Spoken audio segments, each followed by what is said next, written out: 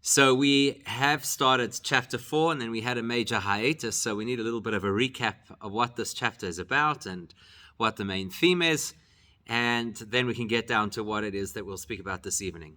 So, chapter 1 was where the Alter Rebbe introduced us to the concept that the Gemara says even before you were born, even before you understood what this world was about, even before you had even an inkling of what the challenges might be of living in the physical space, they made your soul take an oath, and it was a double-barreled oath, that you will be a tzaddik and that you will not be a rasha. Now, down the line, in about 10 chapters' time, we'll analyze why they said a double-barreled, why they administer a double-barreled oath. We're not ready for that yet. But what we do know is that if we're going to say, be a tzaddik and do not be a rasha, then you have to know what those things are. What does it mean to be a tzaddik, and what does it mean, God forbid, to be a rasha? So right at the beginning, in chapter 1, we immediately ascertained that there are 3 categories of Jewish person. The tzaddik at the top, the rasha at the bottom, and the Beinoni in the middle. And the first thing we wanted to do was to dismiss the notion that a Beinoni is average, even though that's the translation of the word. So don't think a Beinoni is average, because then you start to think, oh, a Beinoni, I'm pretty much there already. That's one of the first things that we wanted to adjust, is our appreciation and understanding of the concept that a Beinoni is an aspiration. But we said if we really want to understand what these things are, we have to have some glimpse into our internal workings, which really means, who are we? Who are we? Sometimes you look in the mirror and you think, who is this person? And I don't recognize you. Once upon a time, you looked a little different. That's how we think about ourselves. And hopefully what we see in the mirror actually looks a little better than what we recall from the past. And so the question is, who am I? In order to answer that question, the Alter Rebbe said we have to examine the nature of our souls in the plural. So in chapter 1, he introduced us to the idea that there is more than one soul. And that the first soul that we encounter, which effectively in a certain respect is our go-to soul, it's a part of ourselves that is impulsive, that is, it's more reactionary rather than logical and rather than thought out. I just want to say, for the benefit of those of you who are on Zoom, that thank God we have at least one person who's appeared in person. So there is some progress happening over here.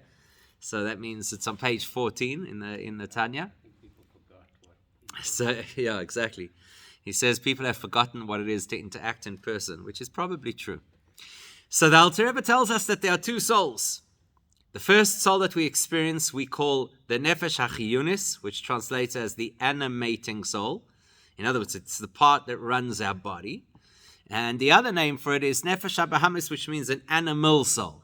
In other words, it's impulsive like an animal, and it's really drawn towards things that are very mundane and very limiting, and that's just how it is. Then in the second chapter, and this was really valuable for us, he told us there's a second soul, and that's really, really who we are. If you can imagine that whatever is at the surface, that's what you encounter first, and whatever is more meaningful and deeper, that's what you'll encounter later. So that's what's called the second soul, because you don't encounter it immediately. To put it into terms that we could probably all relate to, I had a conversation earlier today with a group of students, and we were talking about the fact that Hashem is brilliant at hiding the best parts of any experience in the least likely places. Right? That's like it's an axiom. Wherever the really good, rich stuff lies, nobody's looking. So here's one example. Rosh Hashanah is a very profound time of the year. Yom Kippur is a very profound time of the year, and everybody knows it, so everybody looks. But then they make the mistake of thinking that once Rosh Hashanah and Yom Kippur are over, then the profound time is over. And people don't realize, no, hang on a second.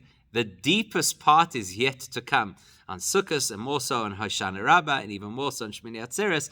And then the pinnacle is Simchas Torah. Nobody looks there because it doesn't appear to be what we would expect: spirituality, holiness, personal growth, etc. So the same kind of thing over here. A person meets themselves. You look in the mirror. Think about this for a second. The average person, when they look at themselves, will say this: I have certain assets and I have certain liabilities. I have certain strengths and I have certain weaknesses. That is me. And if a person had to do a very honest self-analysis, they'd be able to say, these strengths are what make me likable or successful, and those weaknesses are what make me fail or distasteful to other people. And that's me. That's the package deal. And all of our human interactions are based on that understanding, which basically says, take me or leave me. There's not much change. I saw a sign today. It was clearly not from a South African source. And the sign said this: the only time you will change him is when he's still in diapers. So, the bottom line is people don't change that easily, and we don't believe that we'll change. This is me. This is the package deal. Says the Alter Rebbe in the second chapter, that's not you. You're only looking at the surface of you. The surface of you is defined by the natural inclinations that you have, both positive and negative. That's the surface you, the superficial you. And 99.9% of the population will live with that part of themselves their whole lives. But chapter 2 says there's a second soul. There's a deeper dimension. Nobody's looking for it. And that is what we call Chelek Eloika Mimal Mamash. It's literally a piece of God that lives inside of ourselves, a.k.a. the Neshama.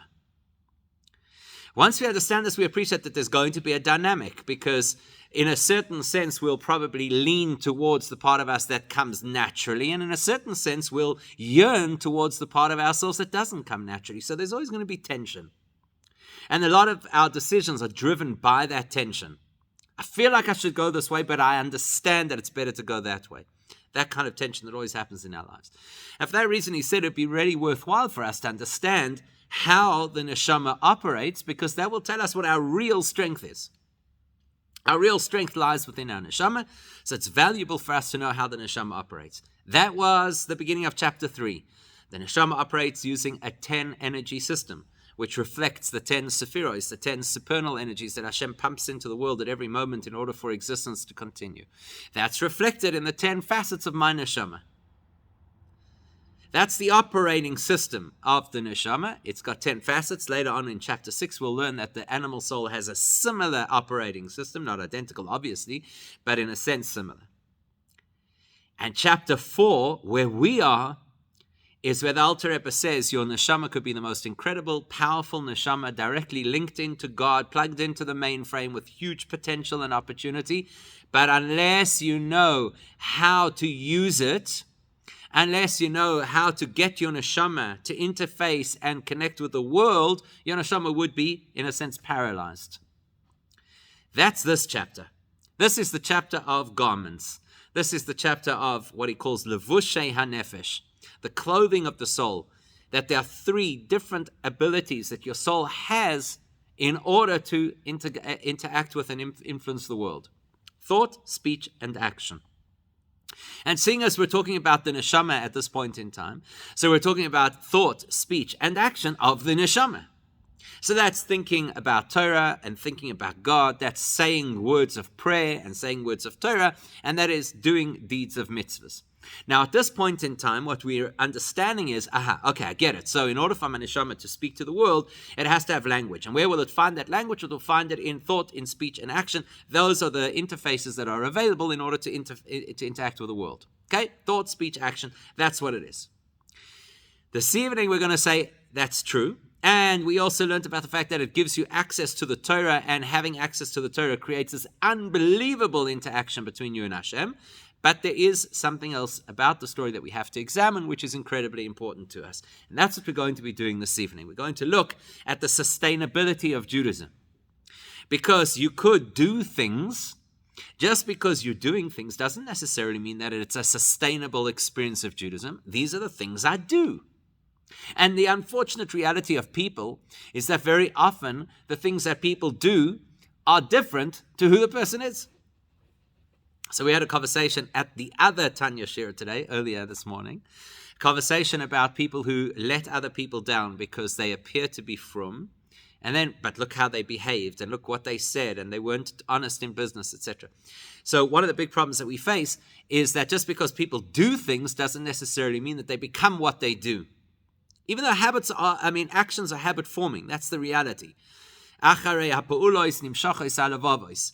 Nimshachim alavavos. That's an expression that the Sefer HaChinuch says. He says, when you start to behave in a certain way, it drags your feelings in the direction of how you behave. That's all true. But we're looking for sustainability over here. And one thing you will identify regularly within Tanya is that there are no shortcuts.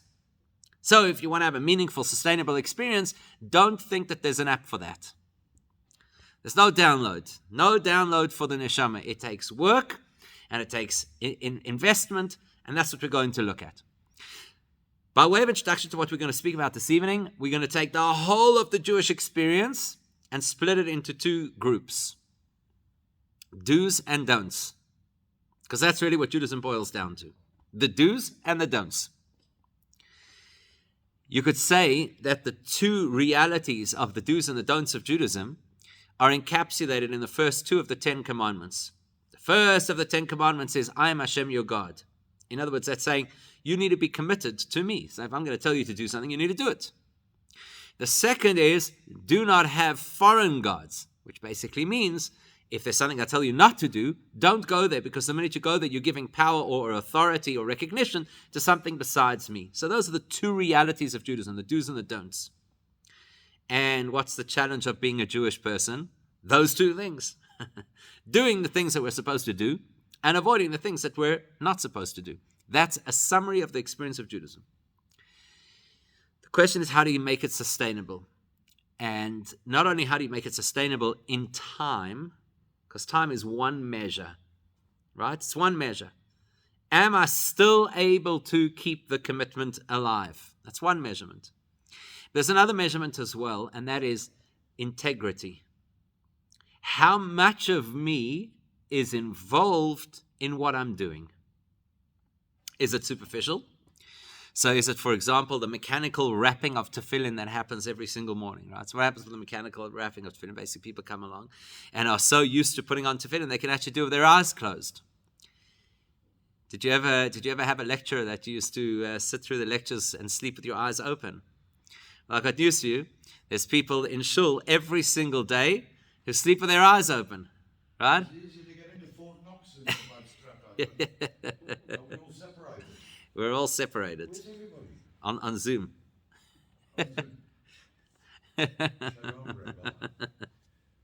See, anywhere you wish. Page 14. See, that's the thing. I got so caught up in the Zoom, I wasn't paying attention to the gate. And the red ones. red, blue, it's all the same. Page 14.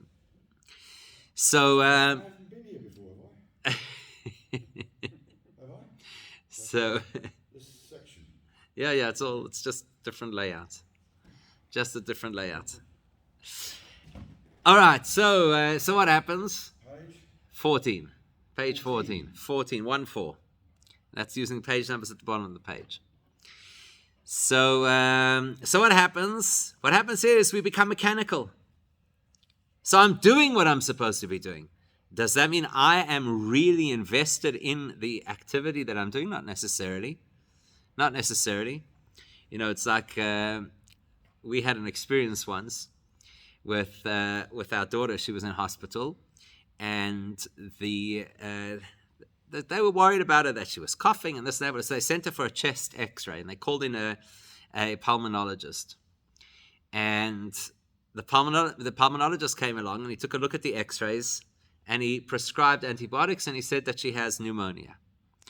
And within the hour, the primary doctor who was looking after her in hospital came along, looked at the charts, and he saw that there was this prescription for antibiotics for pneumonia. In the meantime, he goes to examine the patient. She's jumping up and down like a jack-in-the-box.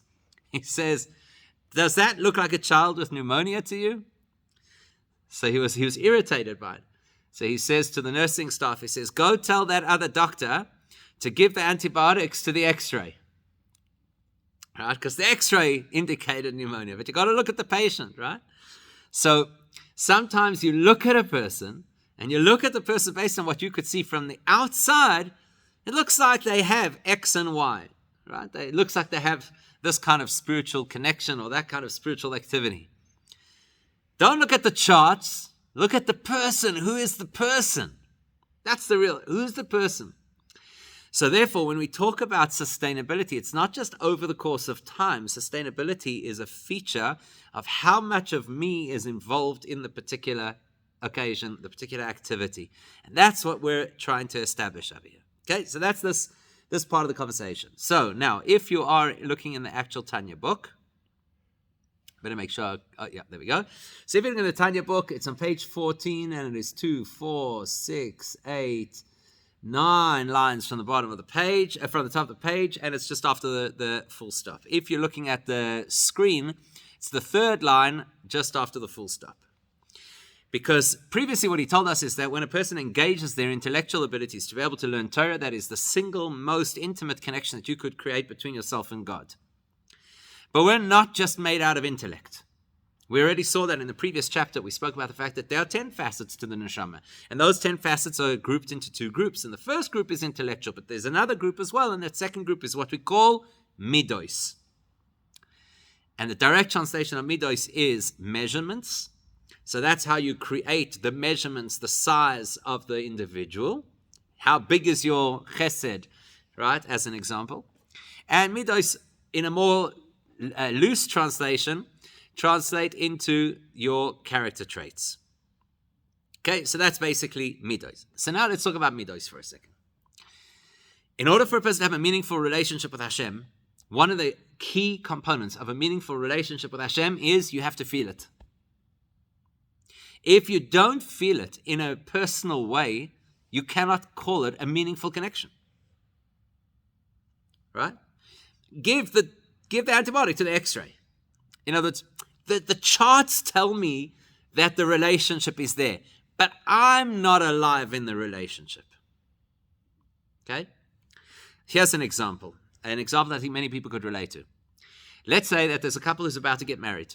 And because they're about to get married, the Beis Din tells them that they have to go for marriage prepare lessons, which is very important. And in those marriage prepare lessons, depending on how good the teacher is, they'll discuss various things that are going to be useful in the course of marriage and certain things that are the strengths and weaknesses of the relationship, etc., etc. So let's say here's this couple, they're preparing to get married, and the marriage counselor tells the man, you know what? If you really want your wife to appreciate you, send her or buy her flowers for Shabbos. Buy her flowers for Shabbos. It's good advice, no? Buy flowers for Shabbos. So what does the guy do? Takes out his notepad, but that doesn't exist anymore, right? So he takes out his phone, and in his list of tasks for married life, he enters buy flowers for Shabbos. Very conscientious husband to be. Then he goes home, and before he forgets, he logs on to NetFlorist. First of all, he asks his fiancée what her favorite flowers are. As soon as he knows what the favorite flowers are, he logs on to NetFlorist, and he sets up a recurring order to deliver her favorite flowers every Friday at 2 p.m. 6 months down the line, they're going for counseling. And she says in the counseling, he doesn't love me. And he says, what do you mean I don't love you? I send you flowers every single Shabbos. I send you your favorite flowers. And she says, no, you don't. You don't send me anything. NetFlorist sends me flowers.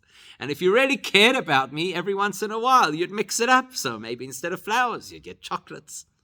Or maybe you'd get different flowers. Or to be perfectly honest, I don't care about the flowers. I would have loved a little handwritten note from you or something that tells me you actually care about me. So if a person is going to have a relationship, the relationship has to have feeling associated with it. You don't measure a relationship purely by what you do. You measure a relationship by how much of you is in what you do. And so that's unfortunately one of the really difficult things about any kind of a relationship, certainly interhuman relationship. What's really difficult about it is that you have to be real. You can't just create a formula. We can automate many, many areas of life, not this one. Now, the same thing applies with us and God. I could have an automated relationship with Hashem, which says that every single morning I wake up, I say the right prayers, I do the right mitzvahs, I give the amount of tzedakah that I'm supposed to give. I have my shir in the morning, I have my shir in the evening. You cannot fault me doing everything by the book. Does that mean I have a relationship with Hashem? Not necessarily. It means I have a system. And life is organic. Life is not just a collection of systems. So it's not good enough. So that's why he asks the question here, Midos. How does a person create a meaningful, feeling-driven sense of connection to God? So first you've got to establish what midos are appropriate in my relationship with God. In human relations, there are all kinds of things. But what are the key components that a person has to have in their relationship with Hashem? So he says, Midos shehen yira ve'ahava ve'anfeyen ve'toldoisehen. It's probably the best summary that you'll ever get of the spiritual insight into human character. Human character is on two channels, which, by the way, is not surprising because the way that Hashem designed the whole world is that everything typically runs on a dichotomous channel. That's why the first letter of the Torah is the letter Beis, which has a numerical value of 2, to illustrate to us that the way Hashem designed the world is that everything is in a sense of balance and everything is in pairs. That's why we have a pasuk. We actually quoted we haven't quoted it yet. We'll get to it in chapter 6. The pasuk that says, Ki zeh leumas zeh asa Elokim. That the way that Hashem created the world is He made this counter that. So, for example, in geography, you have mountains, you have valleys. In temperature, you have heat, you have cold. In Johannesburg, you have dark, and sometimes you have light. So that's the world of contrast. He designed a world of contrast, and therefore you have good people and bad people, and you have intellectual people and emotional people, and the whole world is a space of contrasts. So if you want to know the whole of human character summarized, there'll be 2 channels, because everything that exists in twos, in pairs, in contrasts.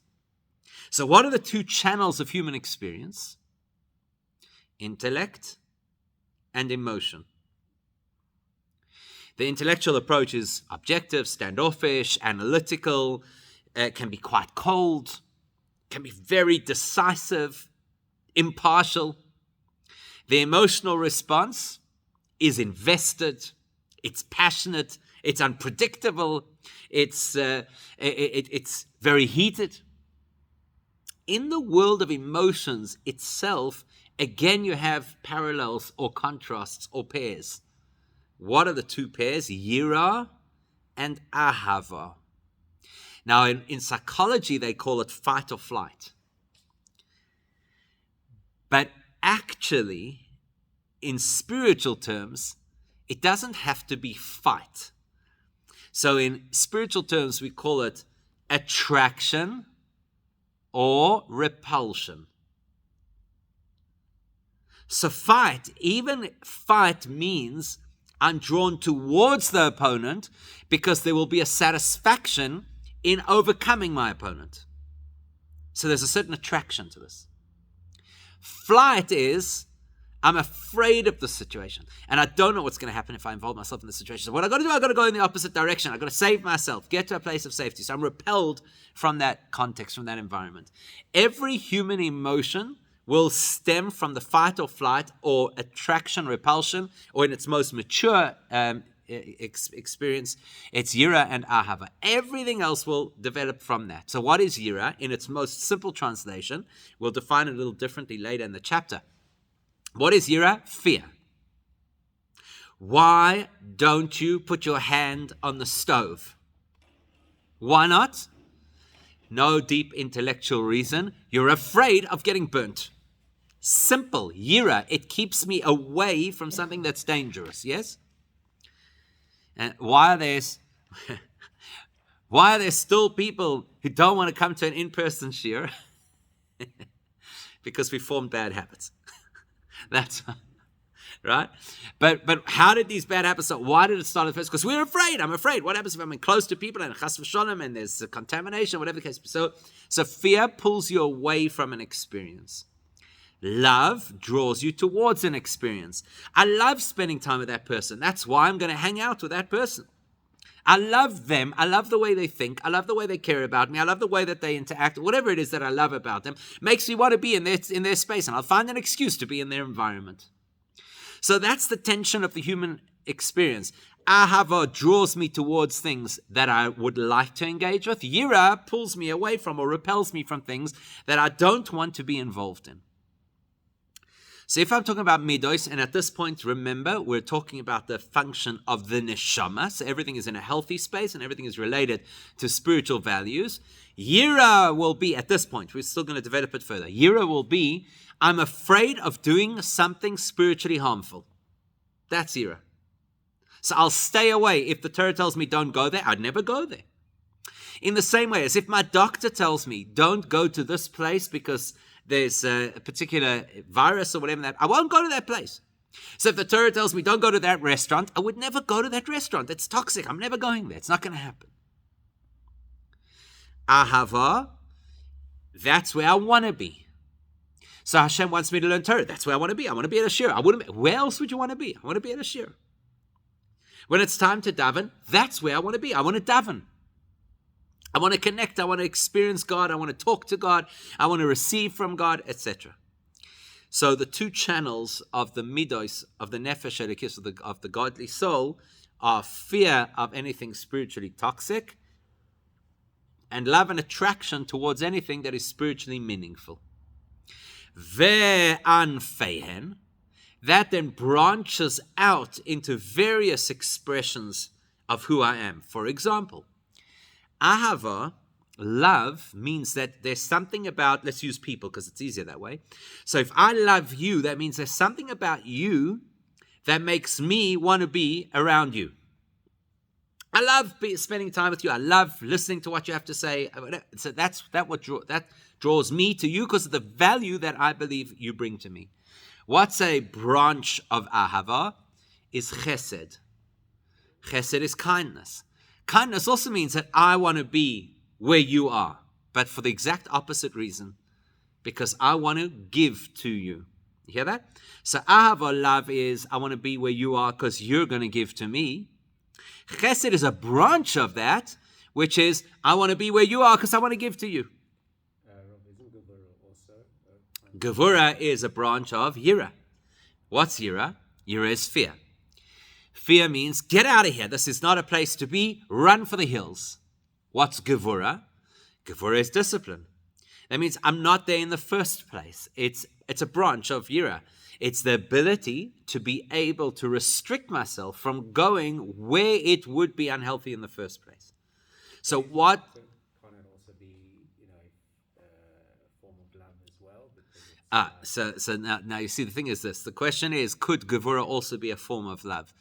So because all of the 10 Midos, all of the 10 Sephiros, all the 10 powers of the soul live in a holographic reality, which means that they all network with each other. It's like each has some of the DNA of each other.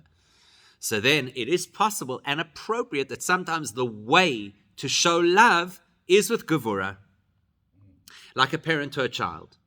The most appropriate thing for a parent to a child, if you really love your child, you'll set the Gevura boundaries of discipline. That is an expression of love. Gevura isn't love. It is a tool that love could use. So in other words, let's put it this way. The parent who disciplines the child, what's their driver? What's their motivation to discipline the child? Is their motivation fear? It could be. Many parents parent out of fear, and the unfortunate reality is that typically has fallout down the road, because eventually the kid turns around and says, what, do you not trust me? Because that's a fearful relationship. Whereas if it's motivated by love, down the line you turn around and say, okay, I know that you were trying to hold and protect me, and I appreciate that, and so there's no resentment.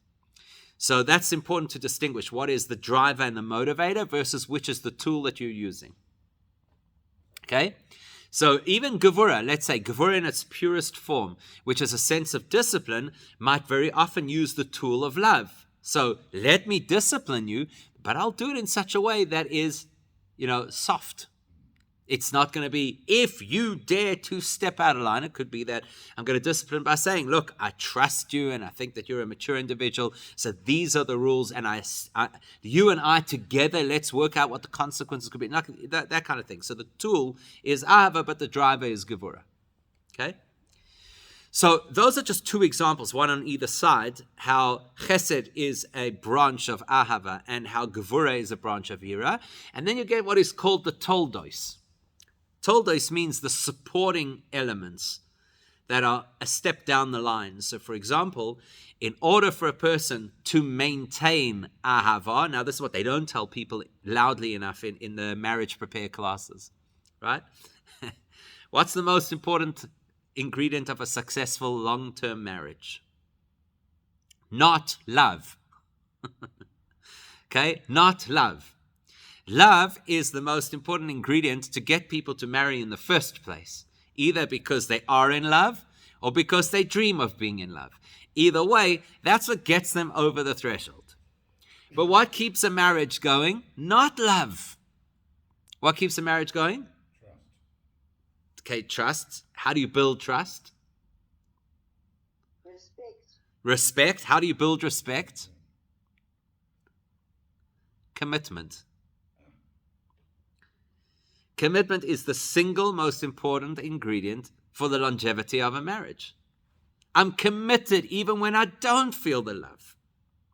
I'm committed to learn how to respect you even if I don't yet respect you. I'm committed to learn to trust you even though, as is the default setting of every marriage, the way that you see the world is crazy.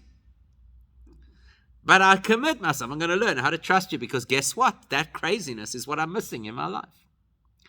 So commitment keeps love going. In spiritual terms, what's love of Hashem? I'm inspired. I had a meaningful Yom Kippur. I heard a good shiur. I had an incident happen in my life. Now I'm inspired. Love. How do I keep the inspiration meaningful? Commitment. So that would be a Toldos. That would be like a second degree of the experience of love. The hard work of keeping love going. Keeping that treadmill moving. When I like the first day of exercise, everybody wants to do. The second week of exercise, nobody wants to do.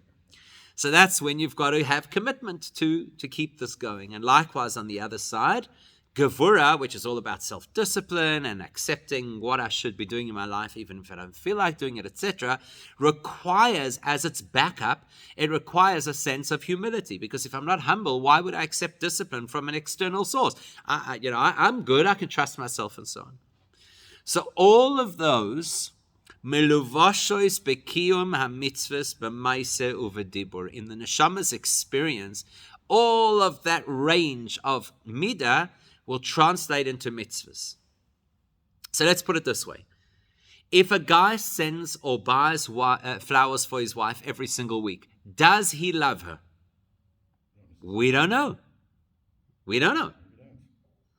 All we know is that he buys her flowers. That's all we know. And by the way, that's why it's so dangerous for couples to make comparisons, right? Look, he opens the door for her. Yes. Could be that he just doesn't trust her with his car. I don't know. Right? So we always observe from the outside, we jump to a conclusion. You can't jump to a conclusion. If you see an action, you can't define the feeling, the sentiment behind that action. But if the person loves, right? If the man loves his wife, will he buy her flowers? Yes. Of course. And other things. Yes. So that's the word. When a person does a mitzvah, there are two ways you could do a mitzvah. One way you could do the mitzvah is, this is how I grew up. They rammed it down my throat when I was a kid. So that's what I do. I don't even think about it. Habit. Right? It's exactly like the South African Jew on a Friday night. The South African Jew on a Friday night finds themselves pre-COVID, finds themselves in shul and they're not even sure why. Because The whole of South African Jewry did shul on Friday nights. Now, shock horror, our whole system has been overturned because of COVID. So now they don't go on Friday nights anymore.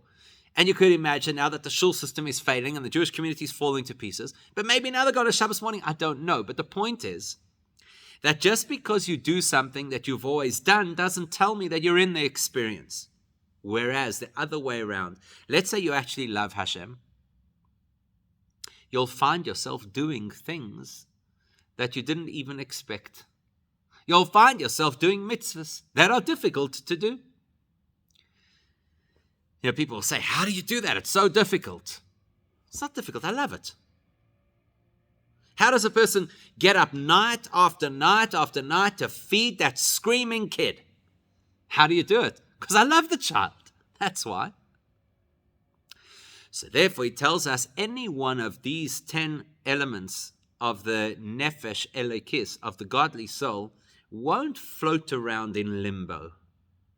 It will always translate into some actionable item of dedication to God. So if there's love in the soul, it will translate into passion for doing a mitzvah. And if there's a sense of yira, of fear of God in the soul, it will translate into a discipline not to do something that's wrong. And if there's an element of commitment, which is using the examples we've used, if there's an element of commitment that is alive in the soul, it will translate into being committed to actually do mitzvahs on an ongoing basis, etc., etc. And out of all of them, so b'kiyam mitzvahs, how will you fulfill mitzvahs? B'maiseh. The main way you fulfill mitzvahs is in action, because the vast majority of mitzvahs require physical activity. Uvedibur, or alternatively, you can fulfill a mitzvah through speech. Shehu Talmud Torah shekeneged kulam, which is primarily the mitzvah of Torah learning. People don't realize this, but the big difference, and I always joke about it, the big difference between the university library and the yeshiva, lahavdil, is that you go into university library and it is absolutely silent. Absolutely silent. By contrast, if you walk into a yeshiva, you honestly feel that you've arrived in a marketplace. It is so loud and so vigorous. But that's nothing. Anybody who's been through a yeshiva system, who sits alone at home studying Torah, may as well be in the yeshiva. Because there's no such thing as, you take the book, sit back on your lazy boy, and learn Torah. You do that with a novel. The way that we learn Torah is we say the words, even when we're alone. Because the mitzvah of Torah learning is speech. Yes.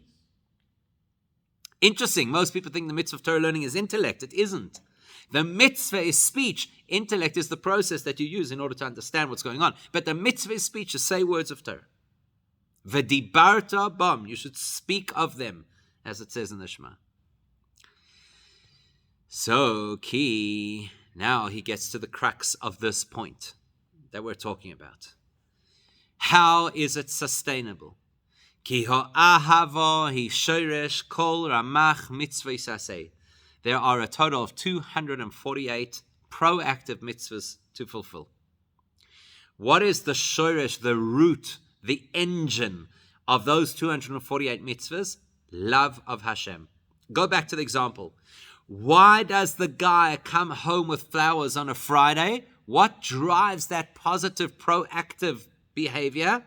Love of his wife. If he didn't love her, to be net florist.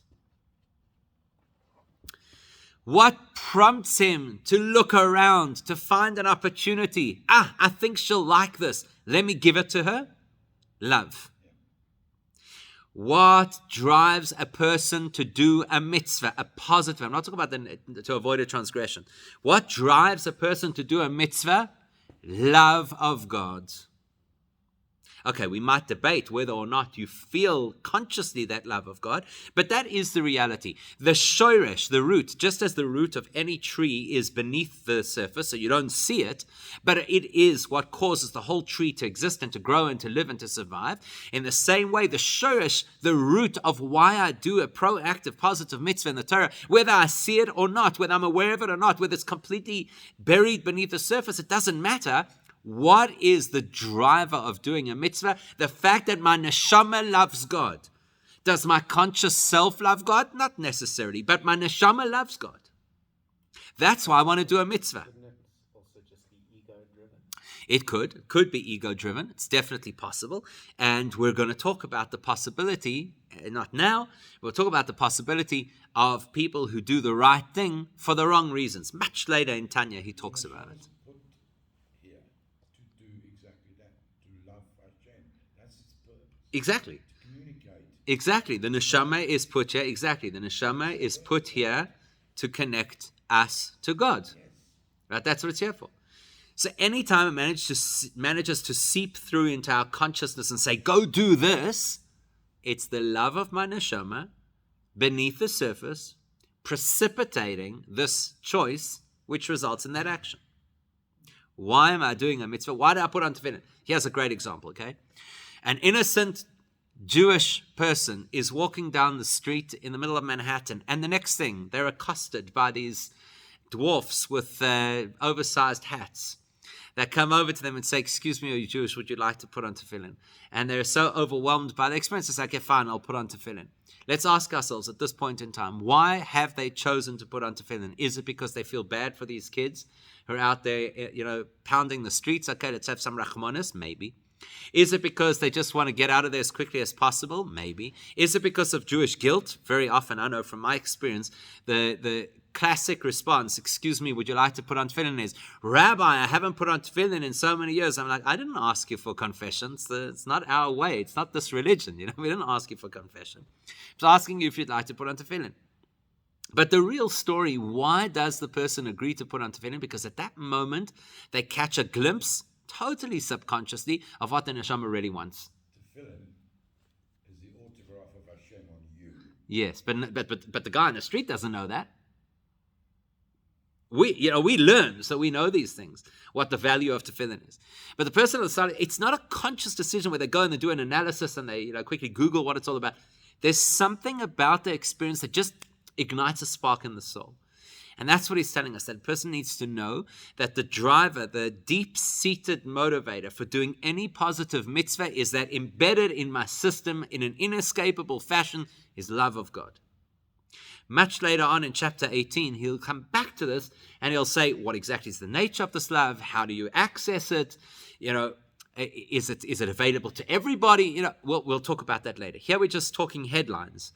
Every positive mitzvah is driven by a deep, almost invisible neshama love for God. And therefore, umimeno hein nimshochos. Therefore, it's from love of God that each mitzvah is drawn. The ability to do the mitzvah, the motivation to do the mitzvah, the passion to do the mitzvah comes from where? From that love inside the neshama. But the next thing that he says is about the sustainability. Uvilado, without that love, ein lohem kiyum amiti. Your mitzvahs are unsustainable. Because if you don't love what you're doing, why would you continue to do it? So yes, the person on the side of the road can have this momentary spark of this deep-seated love of God that just flashes to the surface to get them to actually do the mitzvah. That's true. But will it sustain? No, because the next time they put on tefillin may be 3 years down the line when they're caught again on the side of the road by a bunch of yeshiva bochrim. What gets you to motivate to continue doing what you're doing? You have to start to feel the love. And more than that, because a person who fulfills any mitzvah with truth, with integrity, that would be a person who loves God, and truly wants to connect with Hashem and recognizes there is no alternative to connect to Hashem.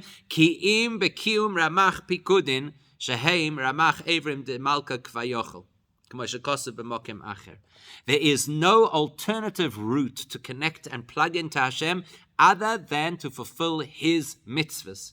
each of which is considered like a part almost of his spiritual anatomy. So if you want to shake somebody's hand, that will forge a connection at that moment between you and that person. So every mitzvah is, so to speak, like Hashem extending his hand and saying, here you go. We can now have a relationship and connection. And so what we're learning over here is that the sustainability of a mitzvah, a positive mitzvah, depends on having a sense of love of God. Now, there's a little bit more to develop on that theme.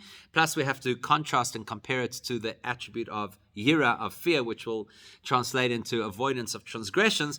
But we'll, Im Etz Hashem, pick that up next week.